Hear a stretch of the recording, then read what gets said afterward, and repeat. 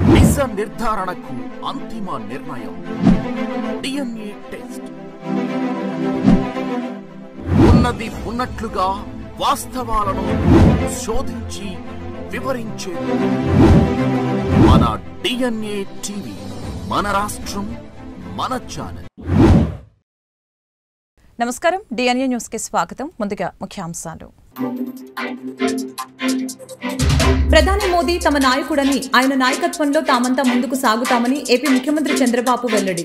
ఢిల్లీలో జరుగుతున్న Hindustan times leadership సదస్సులో పాల్గొన్న సీఎం ఏపీలో 2029 ఎన్నికల కోసం తాము ఇప్పటి నుంచే సమాయత్తమవుతున్నామని వ్యాఖ్య. నేను మహారాష్ట్ర వచ్చింది ఓట్లు అడిగేందుకు కాదన్న డిప్యూటీ సీఎం పవన్ కళ్యాణ్. మహారాష్ట్రలో నవంబర్ 20న అసెంబ్లీ ఎన్నికలు, ఎన్డీఏ అభ్యర్థుల తరపున పవన్ కళ్యాణ్ ప్రచారం.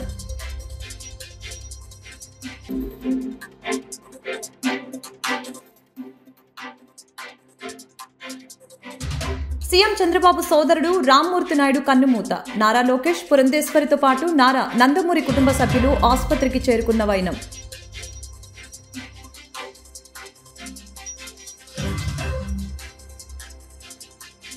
ప్రధాని మోదీ తమ నాయకుడని, ఆయన నాయకత్వంలో తామంతా ముందుకు సాగుతామని ఏపీ ముఖ్యమంత్రి చంద్రబాబు తెలిపారు.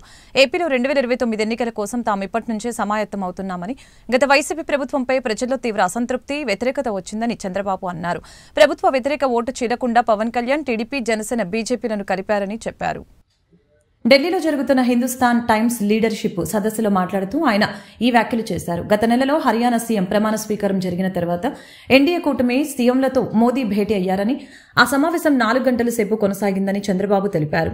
2029 ఎన్నికకు ఏ విధంగా సమాయత్తం కావాలని ఆ సమావేశంలో మోదీ అందరి అభిప్రాయాలను తీసుకున్నారని చెప్పారు. ఏపీలో 2029 ఎన్నికల కోసం తాము ఇప్పటి నుంచే సమాయత్తం అవుతున్నట్లు తెలియజేశారు. గత వైసీపీ ప్రభుత్వంపై ప్రజల్లో తీవ్ర అసంతృప్తి, వ్యతిరేకత వచ్చిందని చంద్రబాబు అన్నారు. దాని ఫలితాన్ని ఎన్నికల్లో మనం చూశామని అన్నారు. ఏపీ ఎన్నికల ఫలితాలు ఏకపక్షంగా వస్తాయని తాము ముందుగానే ఊహించామని చెప్పారు. కూటమి సుదీర్ఘకాలం పాటు కొనసాగుతుందని ఈ సందర్భంగా తెలిపారు. Now Indians are doing extremely well because of first mover advantage and technology. Added to that, demographic dividend has come advantage. Now they have become entrepreneurs. If you go anywhere in the world, highest per capita income Indians are getting. Among them, I am very happy to announce 30% are for Telugu community. They are also first mover advantage. So this is how we have done all these things. Now, some criminals or some bad people are using social media to humiliate women or respected politicians. That is the biggest challenge. They want to humiliate, harass, and ultimately by doing anybody, we are all human beings. We have some sentiment, some respect, everything. But how to control, this has to be debated. We have to control it. Otherwise, very, very danger and also nasty things will happen in future. Are you on social, do you personally spend time browsing through social media? What kind of screen time do you have, Chief Minister? I'm only an architect. I don't have time to sit in social media going on. But I am using for governance what are all required.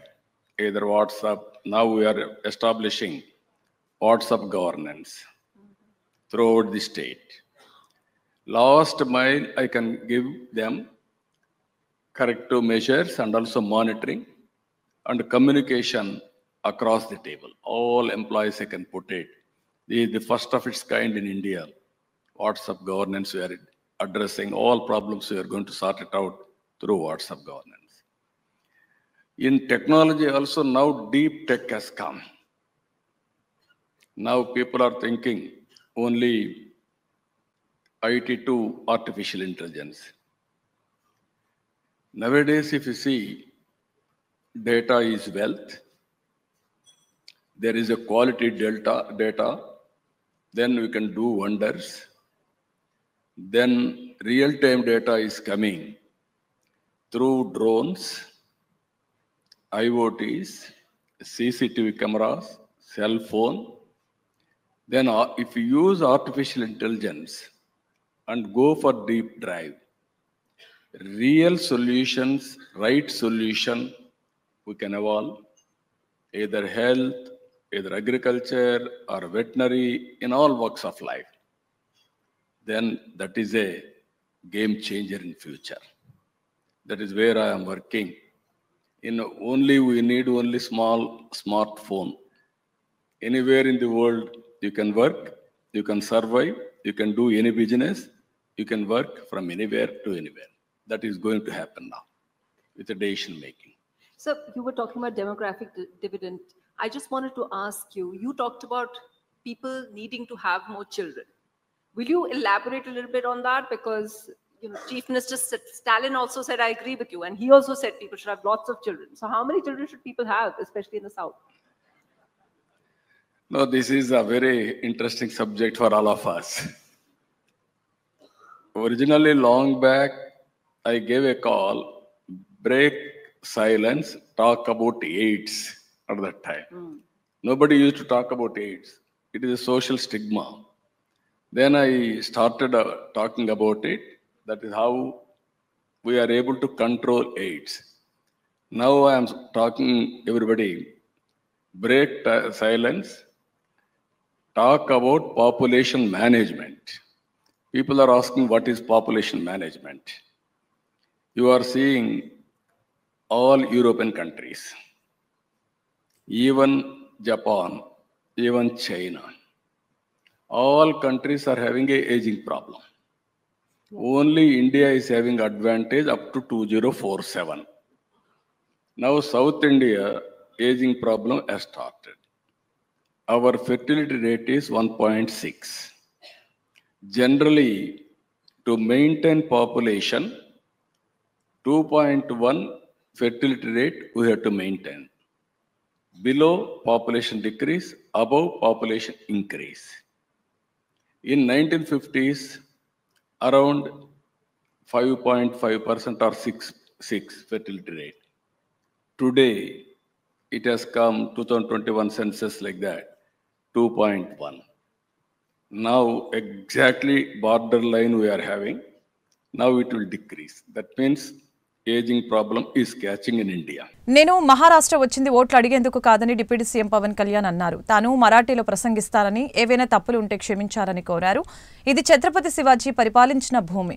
ఇది ఆయన నడిచిన నేల. ఇంతటి వీరత్వం కలిగిన గడ్డ మహారాష్ట్ర. మరాఠా ప్రజలందరికీ నా హృదయపూర్వక నమస్కారాలు అంటూ కొనసాగించారు.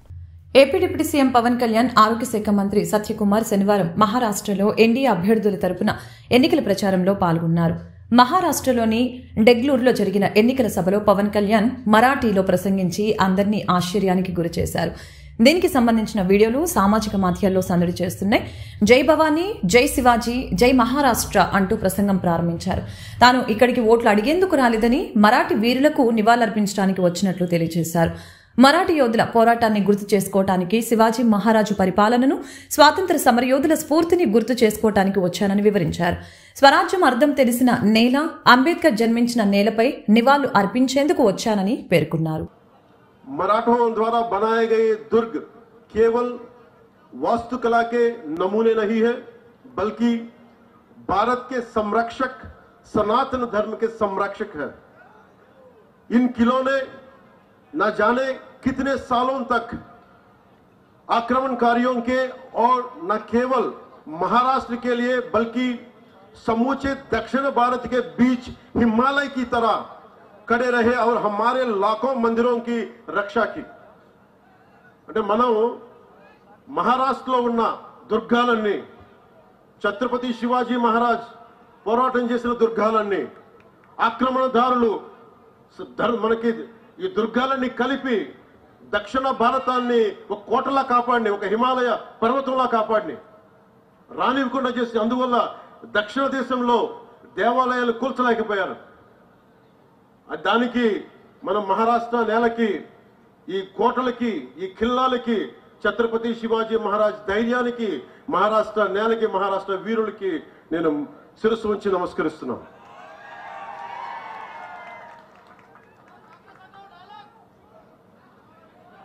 सोचिए, अगर ये किले नहीं होते, तो हम हमारे हजारों मंदिरों की क्या स्थिति होती, तमिलनाडु में क्या होता, आंध्रा के मंदिरों की क्या स्थिति होती।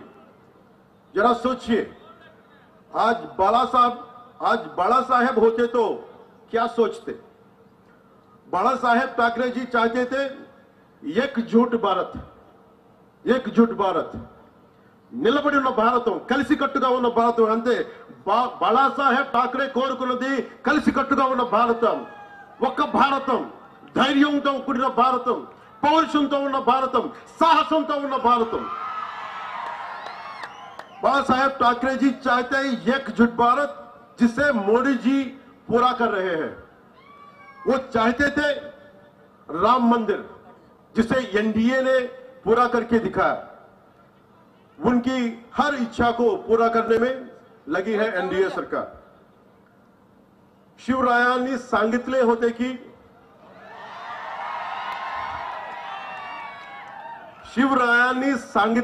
की मराठा तिथू का मेळ व्हावा, धर्म वाढ, महाराष्ट्र धर्म वाढ व्हावा.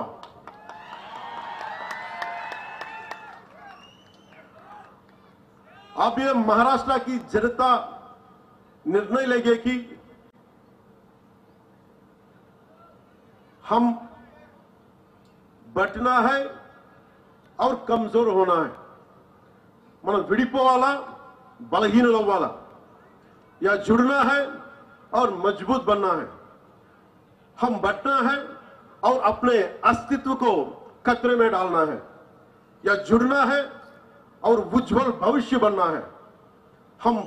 हमें बटना है और अराजकता की फैलने देना है, या जुड़ना है और जन कल्याण विकास की तरफ बढ़ना है. మనం ఆలోచించాల్సింది, దేశాన్ని చాలా కష్టపడి సాధించుకున్నాం.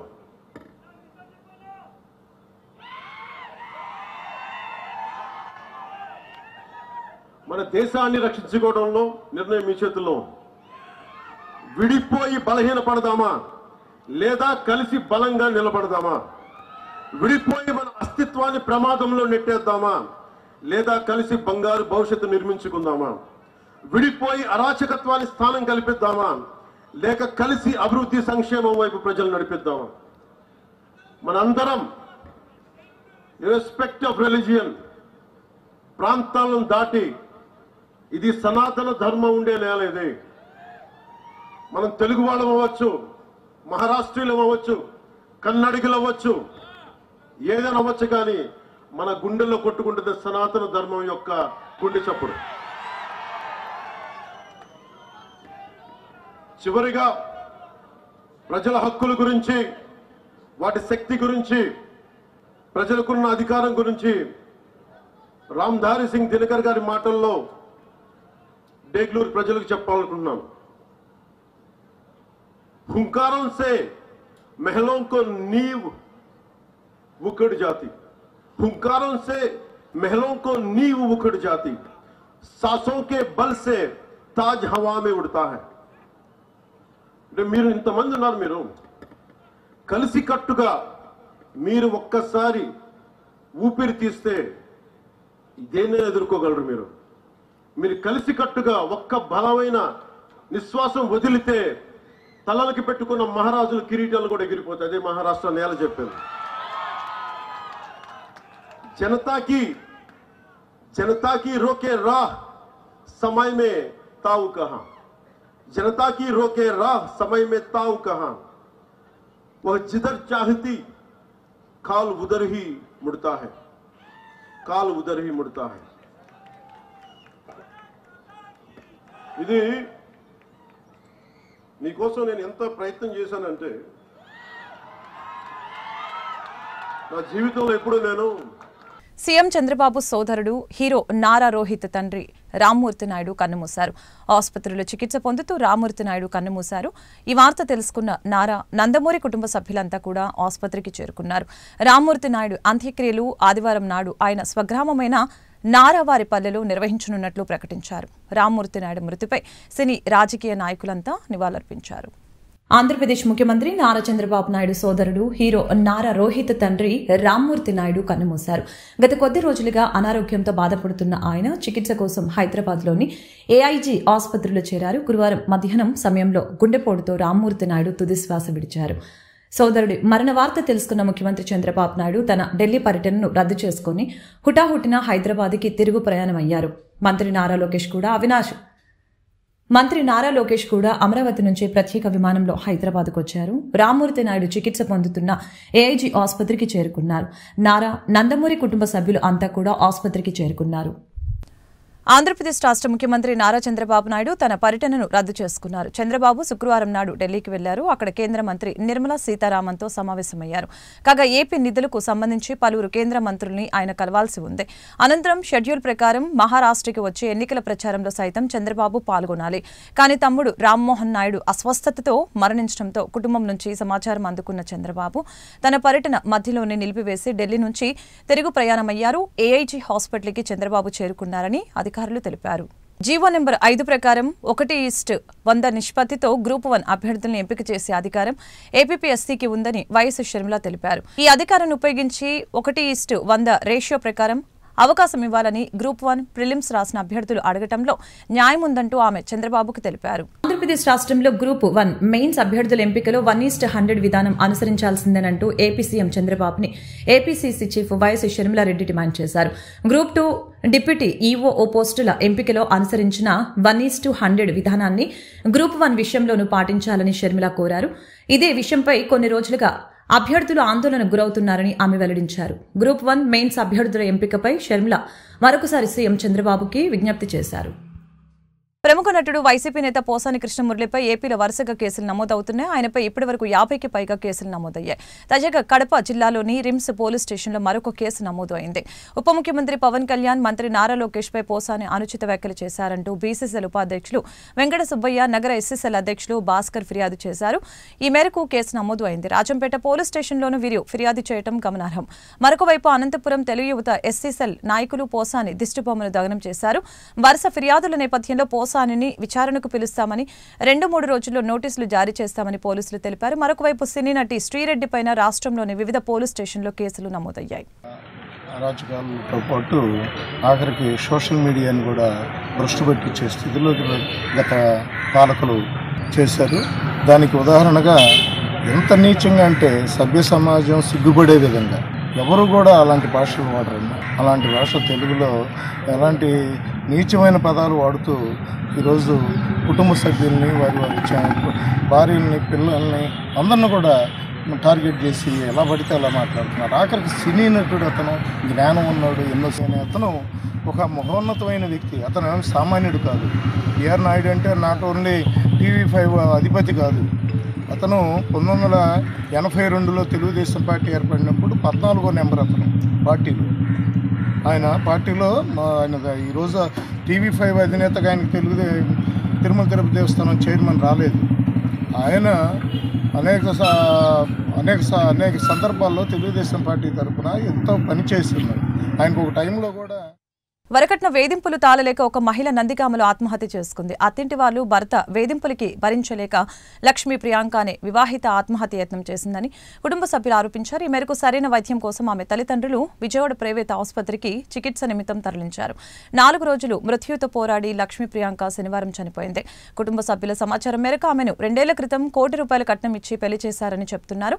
2 ఏళ్లుగా అదనపు కట్నాన్ని ఇవ్వమంటూ అత్తామామలు వేధించారని తెలిపారు. ఈ వేధింపులు తట్టుకోలేక ఆత్మహత్య యత్నానికి పాల్పడిందని పోలీసుల ముందు వాపోయారు.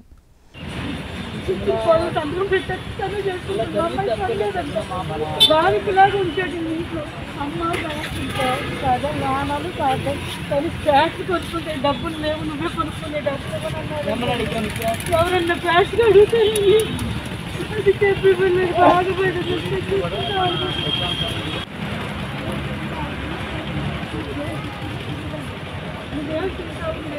మమ్మల్ని కూడా అనేవాళ్ళు కాదండి. చెప్పమ్మ మళ్ళీ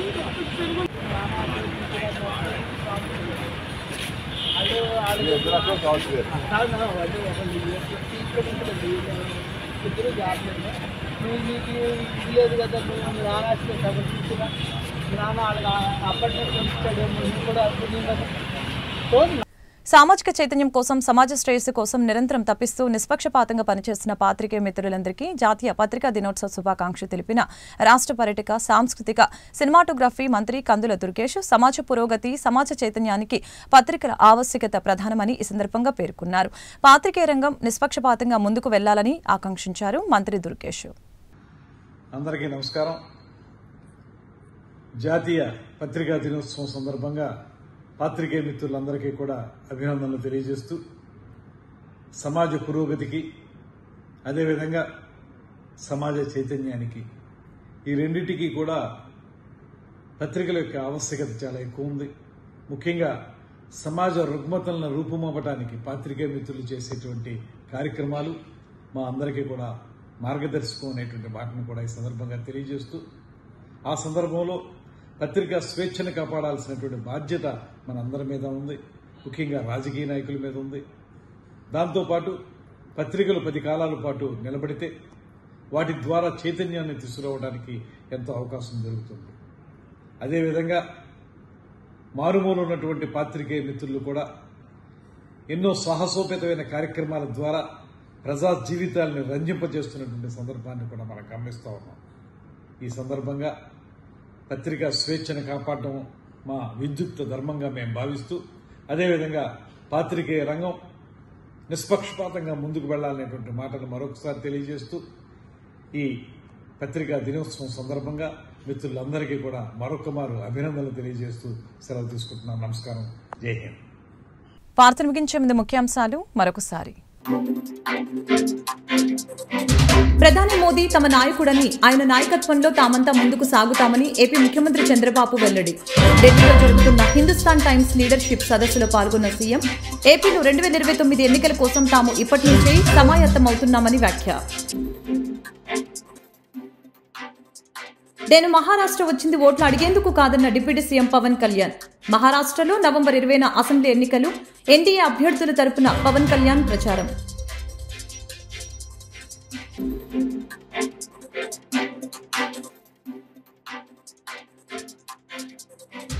సీఎం చంద్రబాబు సోదరుడు రామ్మూర్తి నాయుడు కన్నుమూత. నారా లోకేష్, పురంధేశ్వరితో పాటు నారా నందమూరి కుటుంబ సభ్యులు ఆసుపత్రికి చేరుకున్న వైనం.